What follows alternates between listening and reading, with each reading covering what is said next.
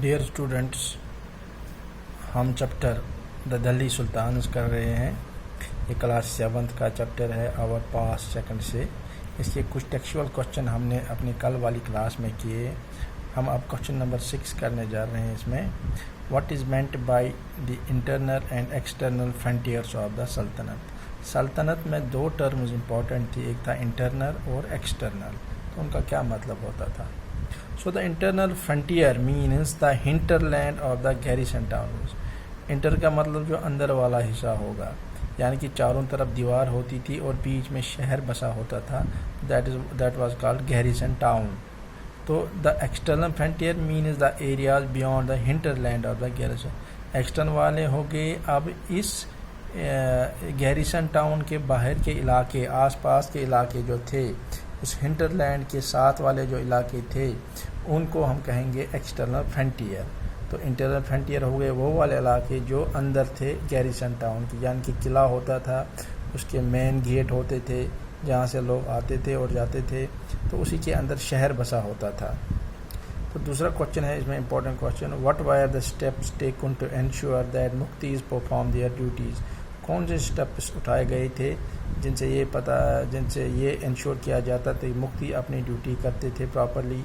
So why do you think they may have wanted to defy the order of the سلطنت۔ ہمیں ایسا کیوں لگتا ہے کہ وہ آرڈر سلطنت کے آرڈر کو ڈیفائی بھی کر سکتے تھے؟ سو اکاؤنٹنٹس کیا اسٹیپس اٹھائے گئے تھے؟ اب accountants were appointed by the state to check the amount of revenue collected by the مکتیز۔ اکاؤنٹنٹ اپوائنٹ کیے جاتے تھے سلطنت کی طرف سے، وہ چیک کرتے تھے کہ جو ریونیو انہوں نے جمع کیا ہے صحیح کیا ہے یا غلط کیا ہے، کتنا اماؤنٹ انہوں نے کلیکٹ کیا ہے مکتیز نے۔ دوسرا تھا کہ care was taken that the مکتیز collected only the taxes prescribed by the state and not more than that. اس لیے اس بات کا دھیان رکھا جاتا تھا، خیال رکھا جاتا تھا کہ مکتیز اتنا ہی ٹیکس جمع کرتے لوگوں سے جتنا ان کو اسٹیٹ نے کہا تھا۔ اسٹیٹ کا مطلب ہو گیا یہاں پہ بادشاہ، شہنشاہ۔ تو جتنا انہوں نے ان کے لیے مقرر کیا تھا اتنا ہی ٹیکس وہ جمع کر سکتے تھے، اس سے کم یا اس سے زیادہ نہیں۔ So it was also taken care that he kept only the required number of soldiers. کا بھی دھیان رکھتا تھا کہ جتنی ضرورت ہوتی تھی سولجرز کی اتنا ہی وہ رکھتا، کیونکہ اگر وہ زیادہ سولجر رکھے گا تو ان کو زیادہ تنخواہ دینی پڑے گی اور جن کی وجہ سے ان کو زیادہ ٹیکس لینا پڑے گا، اس لیے ان کو اتنے ہی سولجر کی ضرورت ہوتی تھی، رکھتی تھی جتنے ان کی ضرورت پڑتی تھی۔ دا مکتیز may have wanted to defy the orders to the Sultan because their appointment was not hereditary۔ تو ان کا جو اپوائنٹمنٹ تھا وہ ہیریڈیٹی نہیں تھا۔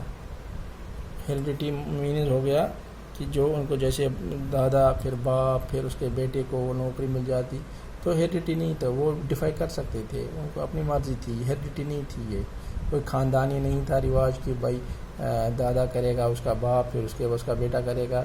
آلسو دیئر جاب واز ٹرانسفارمیبل، اور ایک اور چیز تھی کہ ان کا جاب جو تھا وہ ٹرانسفریبل تھا، یعنی کہ اس کو ٹرانسفر بھی کیا جا سکتا ہے ایک جگہ سے دوسری جگہ۔ تو یہ تھے ہمارے کچھ کوشچن، اس میں باقی کے کوشچن اپنی نیکسٹ کلاس میں کریں گے۔